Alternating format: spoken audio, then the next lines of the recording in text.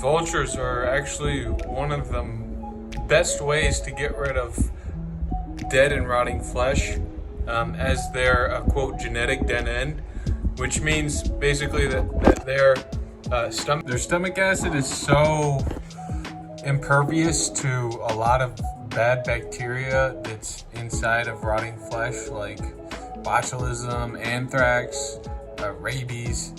So they can eat all this bad stuff and scavenge on these carcasses that a lot of other animals can't, or if they do, then they get seriously ill or permanently diseased and killed by the bacteria.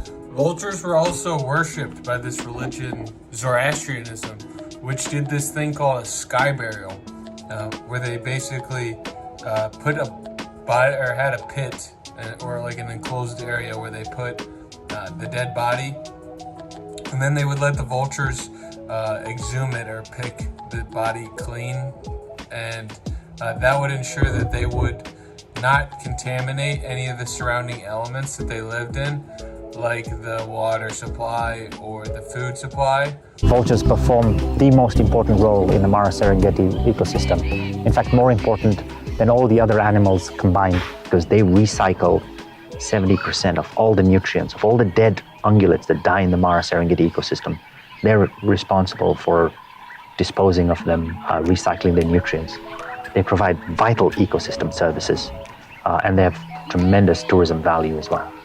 This practice is in danger as the vulture population in that region has gone, in the Southeast Asia region, has gone from over 30 million vultures down 99% to just over 11,000 today. What caused the die-off?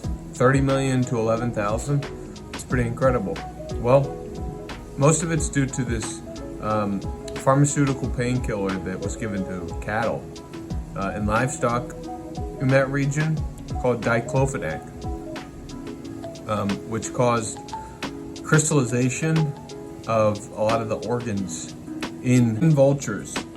And this is a region that has over 500 million cattle, with the majority religion that doesn't eat them. Diclofenac was taken off the market, or was banned in Nepal, Pakistan, and India in 2006, but it's still widely used in a lot of those areas, as the drug is still widely available. This presents a number of issues. The Zoroastrians are no longer able to have the sky burials that they have become accustomed to. Rabies has also begun to be a huge issue in the India region. 36% of all rabies cases come from India. Previously wasn't the case, as the vulture population was higher, and as I said before, their stomach acid is uniquely prepared. In addition to its special stomach acid, the vulture also has an interesting way of treating its legs. It pees on its legs, and the uric acid from the pee, or from the urine, prevents their legs from getting infected by any of the bacteria on the rotting flesh that they've been walking on and eating. One of the biggest downsides, or hardest parts of getting the population to rise for vultures, is the fact that the population increases at a pretty slow rate. The birds, when two birds mate, they mate for life. And then the female only has one viable egg a year. And then that egg, once it's born, it takes about 5 years for it to sexually mature.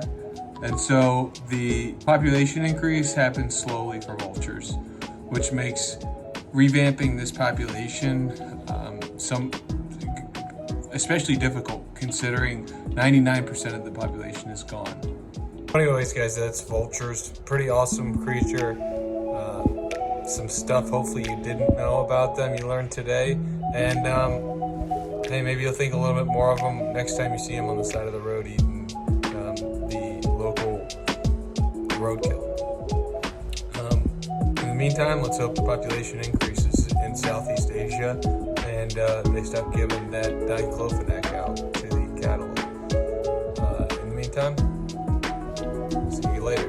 If there's anything cool you thought I left out, please drop it in the comments. Otherwise, if you liked the video, please like and subscribe, guys. Catch you in the next video. Peace.